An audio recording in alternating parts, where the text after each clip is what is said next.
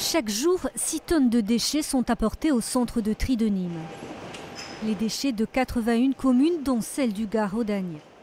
La collectivité a fait le pari de diminuer ses ordures de 10% d'ici 2020.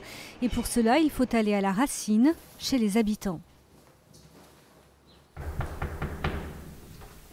Bonjour madame, je me présente, je m'appelle Mickaël, je travaille pour l'agglomération.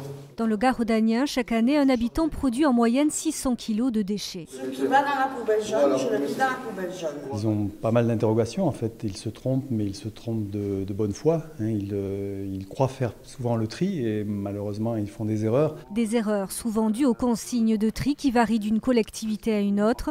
Cela dépend des capacités de traitement de chaque centre de tri. Dans le Gard Audagnien, les pots de yaourt ou les capsules Nespresso vont dans la poubelle jaune et normalement pas les plastiques. Que deviennent ces erreurs de tri? Nous avons suivi ces oreilles de lapin. Les éboueurs passent 2 fois par semaine vider les poubelles jaunes. Les déchets sont ensuite amenés à Saint-Nazaire dans un lieu appelé quai de transfert. C'est ici que sont centralisées les ordures des 44 communes du Gard Audagnien. Ces camions les transportent ensuite au centre de tri de Nîmes.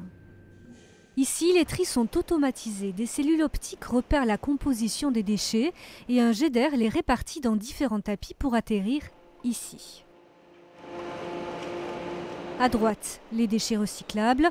À gauche, les déchets mis par erreur dans la poubelle jaune. Une erreur qui coûte cher, il faudra financer son acheminement vers la bonne destination. Si on peut éviter déjà tous ces déplacements, c'est déjà un petit peu de la nature qui est préservée. Les déchets mal triés au centre de tri de Nîmes représentent un coût annuel de 300 000 €.